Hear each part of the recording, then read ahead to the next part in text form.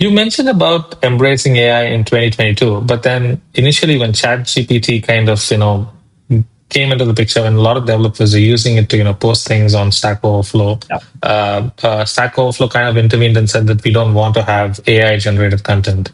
What Right. was the thinking, and I'd also like to know how the learning curve was, because it was part of the larger reaction to the whole chat GPT bursting on the scene for a lot of people. Many people didn't want to use it immediately.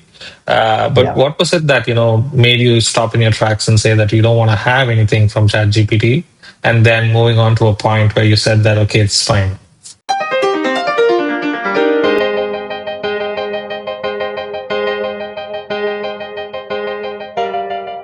Hello and welcome to another special episode of the Boss's Code. Stack Overflow has been the lifeline for developers for over 15 years. But in the age of AI, it's rethinking its role. With declining engagement, more enterprise products, and a deal with OpenAI, the company is looking to become a trusted player in the AI economy. So today I sit down with Prashanth Chandrasekar, Stack Overflow CEO, to understand what has worked for the company, what hasn't, and what he plans to do for the Stack Overflow community. Prashanth, glad to have you on the podcast. Great to be here, John. Thanks for having me and good to see you again. As I said in the introduction, the idea of Stack Overflow, if you could give a quick brief, what Stack Overflow is. We are the world's largest software developer community and knowledge base. So we've been around since 2008, and the community came together when a group of software-oriented folks realized that they needed a common way to solve or get unstuck when they were writing software programming or just writing software programs, more generally speaking. And that's when the idea of community curated knowledge came together. This is the era, it's called the Web 2.0 era back in the day, where there's a lot of collective, kind of efforts coming into pooling knowledge across the internet to sort of do great things. So this was very domain specific around software programming. And so this core group of community members, excuse me, came together to effectively pool together all the programming questions and answers that existed in every possible area. And over the next 16 years or so, about 100 million people came together and have pulled together something like 60 million questions and answers on every possible technology topic. So it's effectively like the true encyclopedia of knowledge and information on all things software programming. It is the canonical, the reference for any issue that you have in software programming. It's the default place. It's the most authoritative place. It's the most trustworthy place. It is always the most accurate place to get your answers. And that is the foundation of the company. And obviously, over time, we've had many new products that we've launched. Primarily in the context of the enterprise side of the house. So a lot of the mechanism around the community curation, identification of subject matter experts in the public platform, it's the world's experts. That same concept was loved by companies. And so they started reaching out to us saying, hey, we'd love a private version of Stack Overflow inside our companies to curate and organize knowledge in a trustworthy way, using the same, beautiful Q&A format, et cetera, that you've got on the public platform that everybody loves and uses. And so that's when we extended the product into the enterprise. And that now is Stack Overflow internal, or used to be known as Stack Overflow for Teams, is now used by the world's largest companies, banks, tech companies, retail companies, healthcare companies. And now in the age of AI, people are using it to power their AI agents to perform great actions off of trustworthy information inside companies.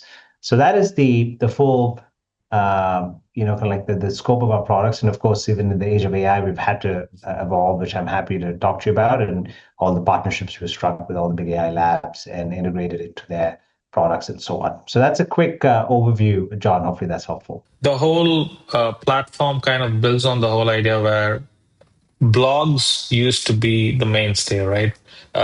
People used to go to the internet blogging, and there wasn't a lot of video and media back then. Right.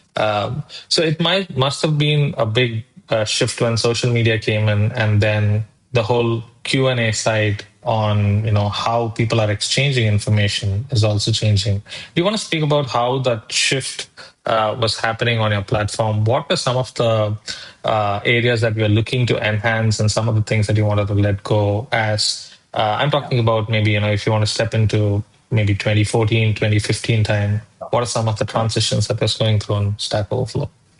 Yeah, certainly. I think this is, I joined the company in 2019 as the CEO. A big part of my mandate coming on was to help build the enterprise business of the company, as I just explained. But in 2014, obviously knowing what I know about the company, a lot of it back then was around really expanding this Q&A format into multiple form factors. So what I mean by that is Stack Overflow is one of 185 sites that we have across the Stack Exchange, all the Stack Exchanges and the Stack Overflow website. And the Q&A format back then, there was a lot of discussion back in 2014, et cetera, around the ability to keep it high quality based on and the experience of the site, making certain trade-offs on the friendliness of the site, because a new developer coming onto the site may have found it harsh, may even find it harsh a little bit. Now we've improved a lot of things, which I'm happy to explain. But it was very deliberately set up that way because people wanted to make sure that you could trust the answers. So it was viewed as sort of a school of hard knocks, because you ask a question, it better be a precisely worded question. The answer will be provided by the community if it's a legitimate question, no problem. But if the question's been asked already, it's people are going to get a little bit ribbed around the fact that, hey, this is like a little bit of a sloppy question, because you can see it's already been asked. Do a search and you'll find it. And so it wasn't meant to be just like a general purpose forum or anything like that. So I think the whole notion of a high quality canonical answer to a question, a very precise question, and a very precise answer. They were sort of in the midst of doing that and expanding it into all the other Stack Exchanges that I described. So the whole, the technical Stack Exchanges that are beyond Stack Overflow include all things like cybersecurity and artificial intelligence and system administration and DevOps and all these areas, but also non-technical sites in all sorts of other areas, including even, for example, mathematics. We have the world's most authoritative sites on mathematics, called Math Overflow, and so it's just a really really amazing resource for people to go to solve real tough problems, and it's obviously been proven to be very very useful for the world as it's been democratized around.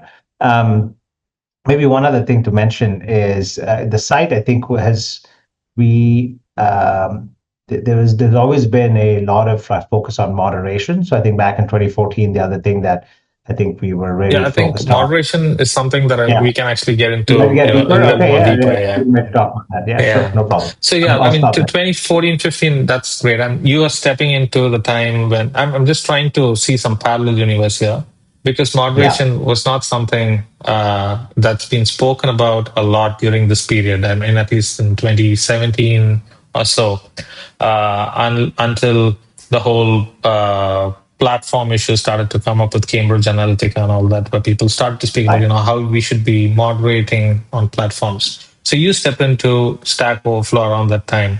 How are you looking at this platform? What were some of the things that you thought, this is something that's really toxic and something has to be changed? And these are certain things that's part of the development cycle, and this is how people behave in a particular setup. So how did you, Right. choose to pick the things to, look into, and how did you resolve issues from there? Yeah. Hey, it's been quite a fascinating experience, because I think that this is one of the few companies that has not only the typical stakeholders, which are employees and customers and investors, but you have this huge community, right? So this is the fourth stakeholder, and it's probably the most important one, because it's who we serve, right? Ultimately, they're users, even though we have this kind of bifurcated approach, one where we're serving customers, and at the same time we have to be user centric because of what we do on our platform. The main thing I think was that acknowledging that the trade-offs were very deliberate, because the fact that the strictness and the standard was so high came at a cost of like friendliness on the site, and as I just explained. So that was a deliberate trade-off, and the question was, could we do it both ways? Can we be friendly and can we keep the standard up? And that is a very, very difficult problem to solve until more recently, which I'll explain, which I think is there's been a few boons that have been sent our way. But back in when I joined in 2019, it was like, wow, like how do you keep the quality up and then make it a lot more sort of open for people to ask whatever they wanted, like whatever's on their mind, even if it was not exactly a precise question or overlapping question, etc. A lot tougher to solve back then. But as in a couple of years after that, obviously with AI coming onto the forefront, specifically in 2022, what we started realizing is that this is a huge boon for us, because you can now give feedback in private to newer users who don't need to be sort of like exposed of as asking a silly question, let's say, in front of the whole world. But the AI now, which we implemented with Google Gemini's partnership, we're able to get users guidance on, hey, like this is a good question, or ask it this way, or this has already been asked. And this question asking assistant, an AI assistant that we have incorporated now into all the questions on the site, is a really great way to promote friendliness on the side, and so the user doesn't feel like they feel tough about that. Uh, and so that's one that we've always sort of pursued to make sure that that's important. The other thing that we have been exploring more recently is to be able to ask any sort of question in any form factor on the site. So previously Q&A was the only real form factor that we've had, but more recently what we've done is we've expanded that now into, for example, human-to-human chat rooms. So you've got literally the world's experts in our Stack Overflow chat, where you could go into a Python chat room and ask, a Python expert for directional guidance, or a machine learning expert for directional guidance on something. And when you ask a question on Stack, now you can soon you'll be able to post it either into the chat room, or post it into the Q&A, or post it into our AI capability, which is called Stack Overflow.ai. And that will also sort of give you sort of, depending on the simplicity of your question, an instant answer, or route you to the right place to get your answer more in a more deliberate way. So I would say we have expanded the modes, and we have toned down the public sort of like the public courts every time you ask a question, where there are people throwing tomatoes from the sides, and that has been toned down for sure. Right. You mentioned about embracing AI in 2022, but then initially when ChatGPT kind of, came into the picture, and a lot of developers are using it to, post things on Stack Overflow. Yeah. Stack Overflow kind of intervened and said that we don't want to have AI generated content. What was the thinking, and I'd also like to know how the learning curve was, because it was part of the larger reaction to the whole ChatGPT bursting on the scene for a lot of people. Many people didn't want to use it immediately. But Yeah. what was it that made you stop in your tracks and say that you don't want to have anything from ChatGPT, and then moving on to a point where you said that okay, it's fine? Yeah. Well, I think that let me explain kind of what we've done, and I would say the initial reaction actually was done very quickly by our community members, and they, because most people realize that, as we all know through our own experience, especially in the early times of ChatGPT, etc., it has a supremely confident sounding sort of answer, but it may be completely wrong. And so, given what I just explained around the premium that we put on accuracy on our site, and the volume of questions being asked on the site, we started noticing a huge spike in the number of questions and answers of the site. I mean, it's just like people were just like using ChatGPT very heavily. But when the community members and the moderators, et cetera, went and looked at those answers, they were absolutely wrong in so many ways. They just sounded really, really good, but they were not right. And so there was absolutely the right decision to say, look, we're going to not allow ChatGPT answers, as because nobody can trust it. Then the whole site, the premise of the site is you can trust the answers on this site. This is the canonical place. We could very quickly destroy that by doing allowing sort of AI answers and what is now known as AI slop, as I'm sure you've heard about the internet. So we wanted to prevent that very, very aggressively, and so we stopped that. And then since then, we started thinking about we haven't reversed that decision. The decision still stands on the site. No ChatGPT answers. However, we are very thoughtfully incorporating AI where it matters. So, for example, the question asking experience, like I explained to you, or we have also incorporated a whole bunch of AI features into our enterprise products inside companies so they can use this kind of natural language interface to be able to search and summarize information and in all their form factors, go wherever the user is inside the company, and we will surface Stack Overflow content at those places using a Gen AI sort of experience in their IDE, in their Slack, in their Microsoft Teams, and so on. And then on the public side, as I said, we also launched the .ai experience, which is distinct and different from the Q&A area. And the reason for that is, again, let's give instant access through a Gen AI experience to the 60 million questions and answers that we have, and using all the great things that AI does, which is summarize and so on, but attribute back to the sources so you can trust that this answer is coming from the right authoritative sources. So that's how we've managed through it, John, is like to make sure that we've thoughtfully incorporated AI with human in the loop, with attribution always at the core. But we've not allowed for just, general AI use on the site to answer a bunch of questions. Yeah, that's interesting. I mean, it also makes sense, right? It's still a lot of sites are trying to deal with the whole set of AI slop that you mentioned. But how exactly are you enforcing it? Because when I speak to people from Turnitin and other plagiarism checking tools, or people who are working on that side of the spectrum, they are unable to try to catch what is AI generated and what isn't. Of course, there could be some kind of watermarking, but when it comes to text, it's very difficult, unlike image or videos. So how are you enforcing this on the platform? Yeah, this is the power of the community. I think that there's a lot of internally built tools, community built tools, and community and available tools that are out there now that are increasingly good that allow you to sort of catch what sound like very accurate answers but are inaccurate. But just imagine, 16 years, the community has been really, really honing this skill of finding exactly what the correct answer is, how precise it is. And it's another level of evaluation, let's call it, right? And so that level of skill to critically evaluate an answer and say, okay, is it something that people have thought through? Is it right? What's missing?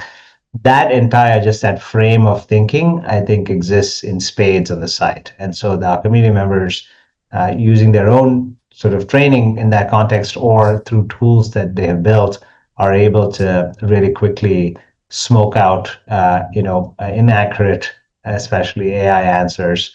And if something else, and there'll also be pattern matching, and moderators are watching for, for example, it doesn't make back when in 2022 we started noticing one user would answer 20 questions in an hour, and we'd be like, okay, that doesn't make a lot of sense because it's like typically these are very difficult questions. How does this person actually go and do that? So you look at that and you realize, oh, actually a bunch of these are wrong because they're actually a bunch of copy pastes from Unless you ChatGPT. have a prodigy gene or something running in the person, it's quite difficult.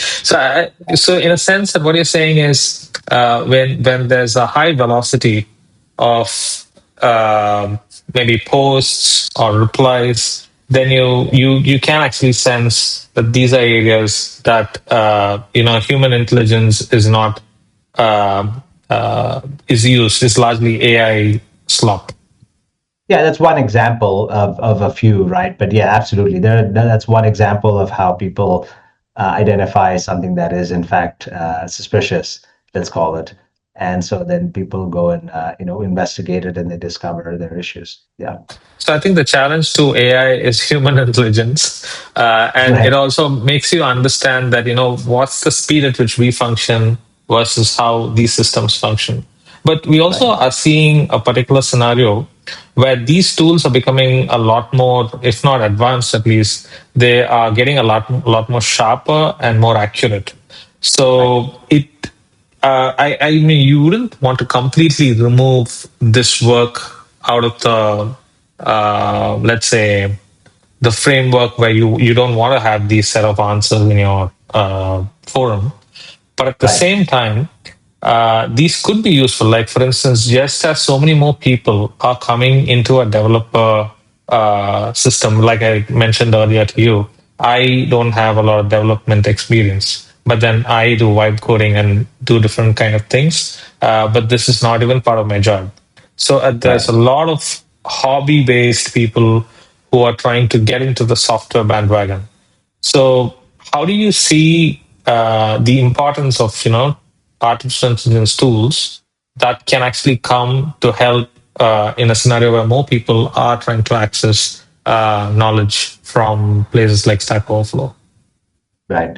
Yeah, I think, just to be very clear, I think we are a huge believer in AI, in its potential for the long run, right? I think the general direction is very exciting.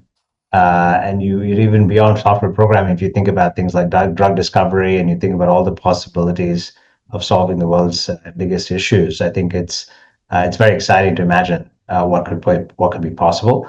Um, I think so far our view is that it is only as good as the data that it's ingesting that's being ingested into it. And so, yes, there are reasoning capabilities. Yes, but we've not yet gotten to a place, and it may change soon, and we'll obviously change our point of view based on that. But there hasn't been a place where new novel concepts in software programming are being innovated by the AI models and saying, look, here's like a brand new thing, and I'm going to come up with a brand new way to solve this problem. It's mostly regurgitating data from big sources of the internet, like us, like Stack Overflow or Reddit or some other place that has got a lot of corpus of human information. So it is currently like a product of human intelligence. It's not, its own thing, right? And that's what the whole big pursuit is with AGI and all the things that you've been reading about, but it's not there yet. Now, when that day comes, I think absolutely. Then we should think of it. We expect the world to have basically AI in being used by humans in service of humans. Humans are being augmented based on these amazing tools, and they should be able to do a lot more than ever before. Like your vibe coding example, that you're not a developer, but it opens up and it democratizes access to software programming, much like Stack Overflow did back in a decade ago.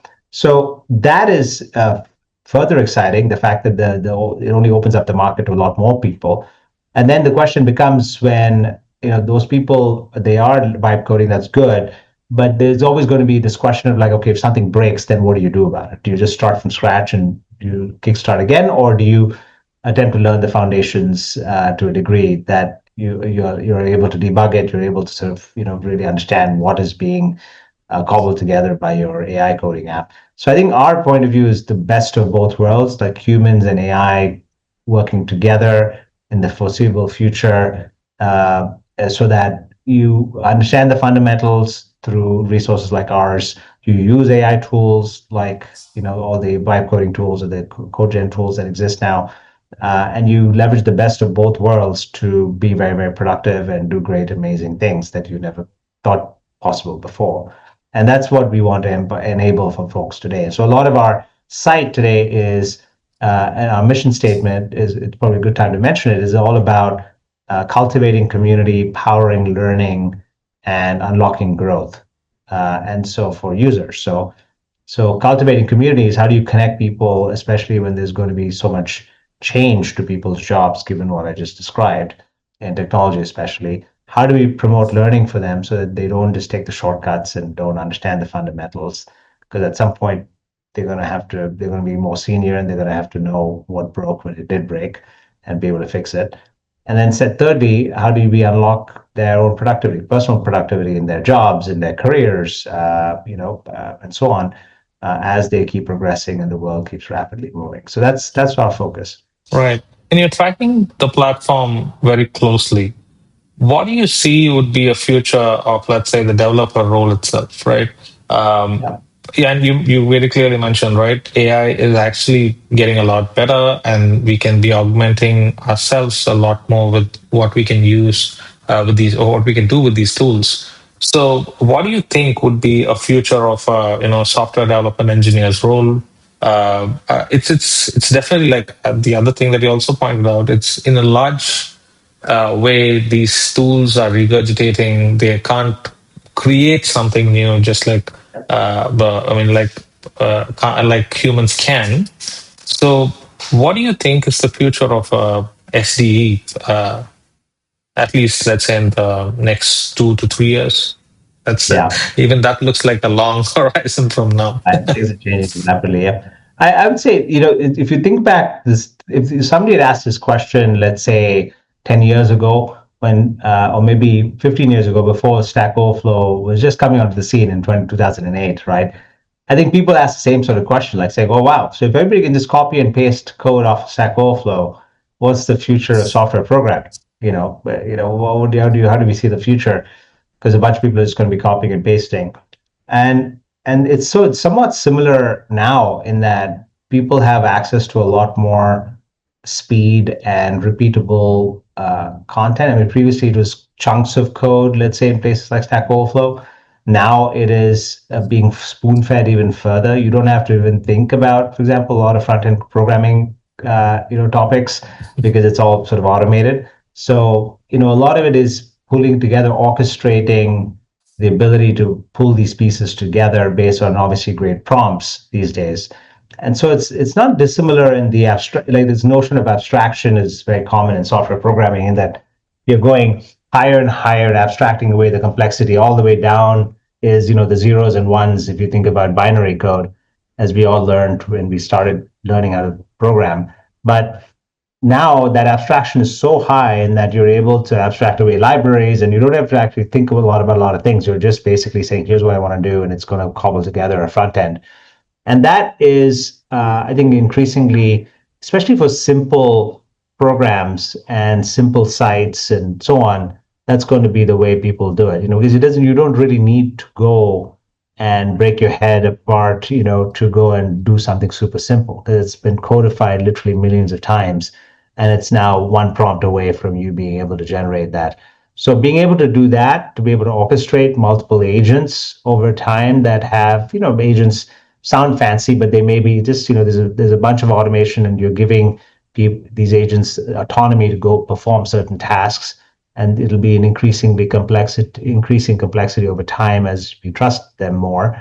But those things, I think those are here, right? And people are using them, and we see them in our own enterprise customers, and people are using, again, trustworthy knowledge on Stack Overflow internal to empower these agents and assistants to do certain things like go clean up the Slack channel or reduce your support tickets, by just closing out a bunch that are duplicates, or that can be answered using existing knowledge. So so I expect orchestration to be a big part, and I expect a lot more simplified, prompt engineering to be a very common way in which people just sort of take care of very simple tasks when writing code for simple use cases.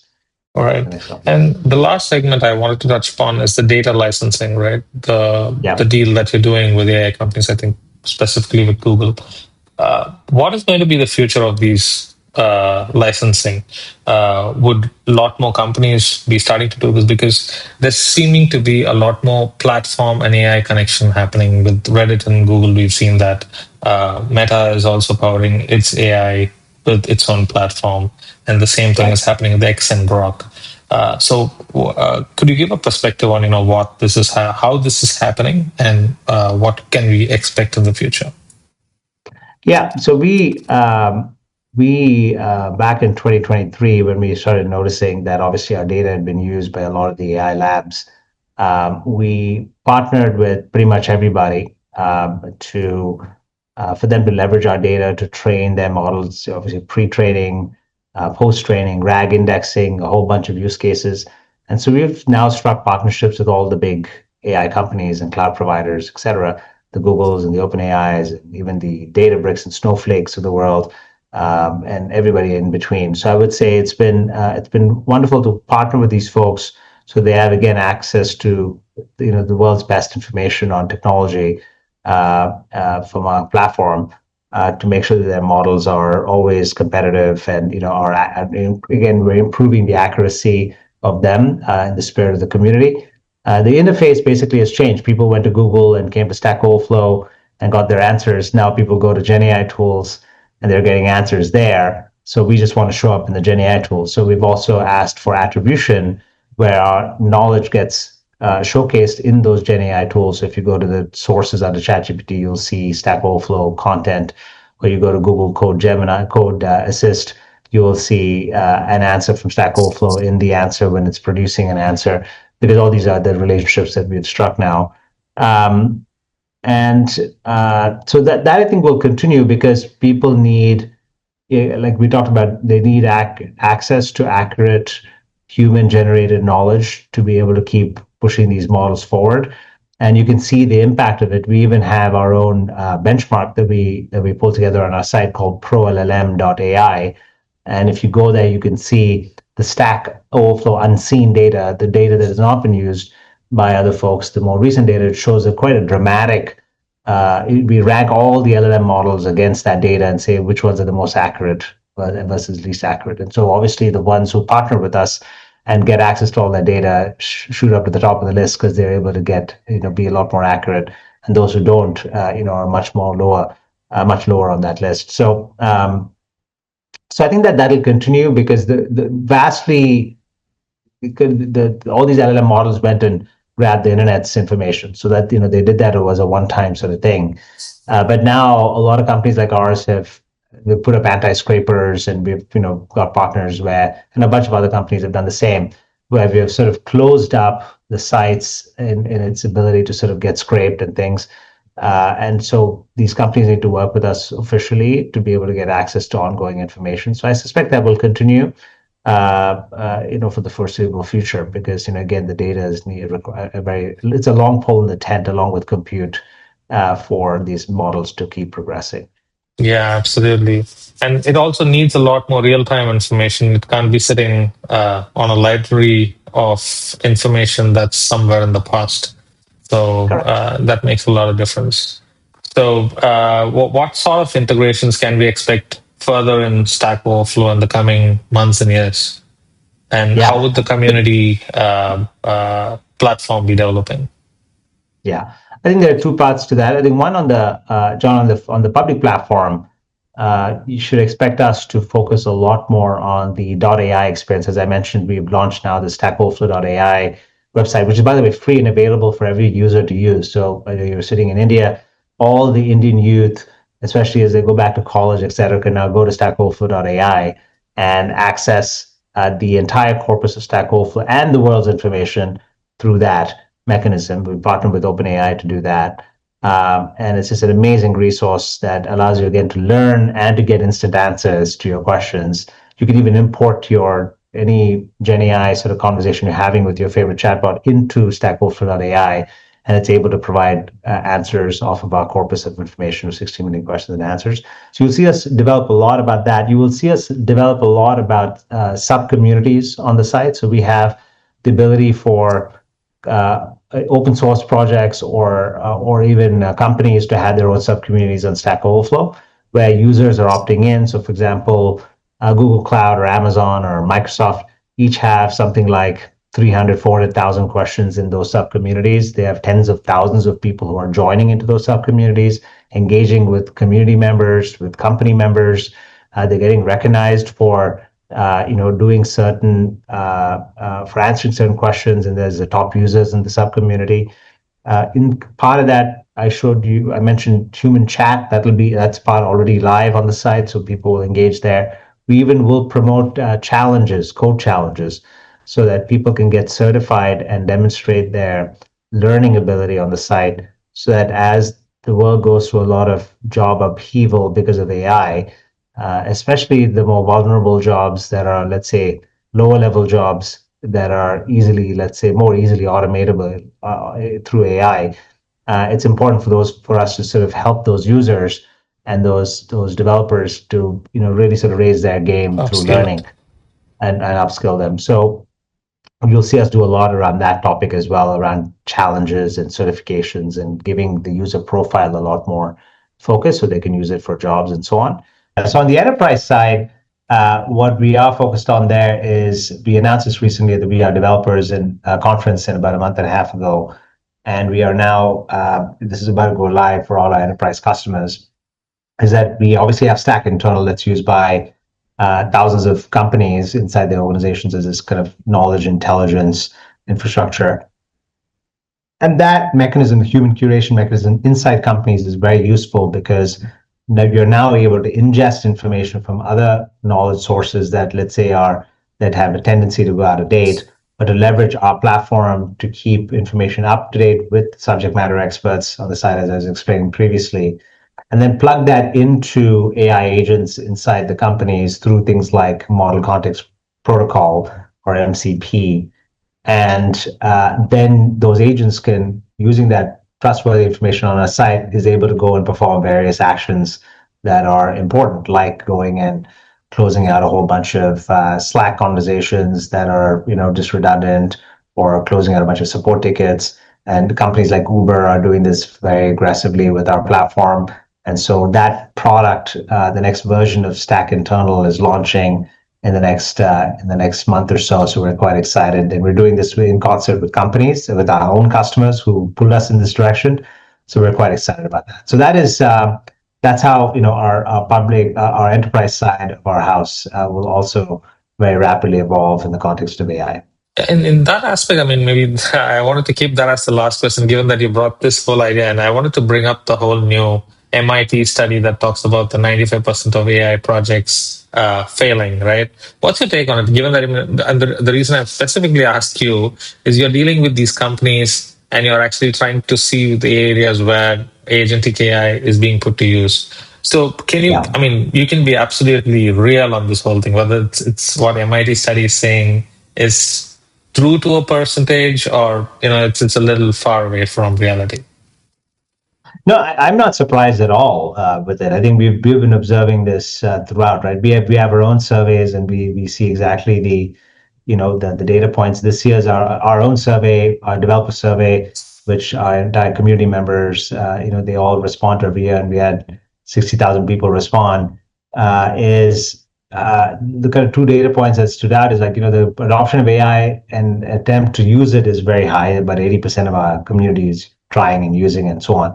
But the trust level of AI is very, very low. It's only about 29% in our community. So people just don't are not at a place where they're going to sort of say, here are the keys and go run it, right? And you're going to go and perform a whole bunch of actions on my behalf because of all the issues that you can imagine. Whether does it have access to the right data? Does it have access? Is it secure?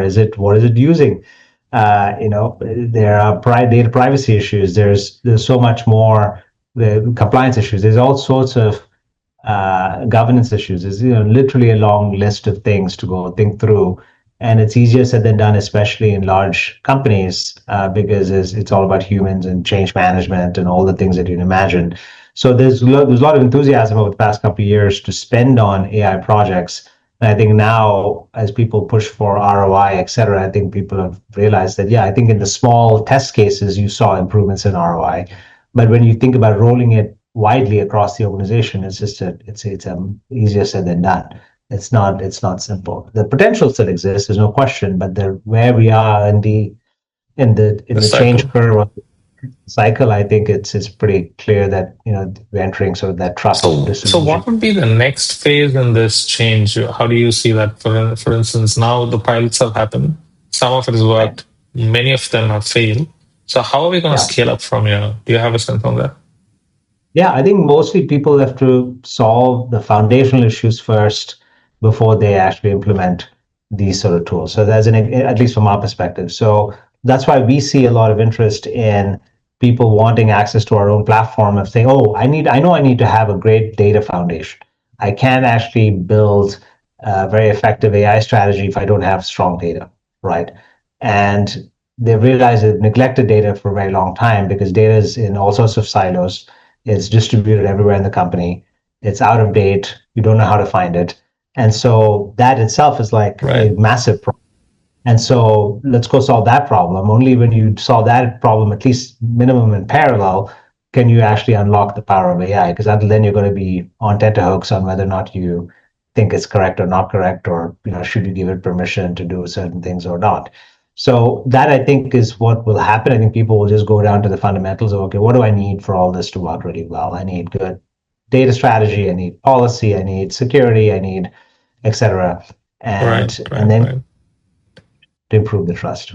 That's an interesting point. On that note, we could come to a close here. It's been a pleasure connecting with you, Prashanth, and thanks for giving your perspective on what's happening with Stack Overflow, with the AI in general, and the changes in platform and the data licensing aspects of how new businesses are emerging. And lastly, on how AI projects are working, are failing, and what's the next in the next phase of AI. What can we expect? It's been a pleasure connecting with you. Thanks for your time, Prashant. Same. Thank you so much, John, and all the best. Thank you.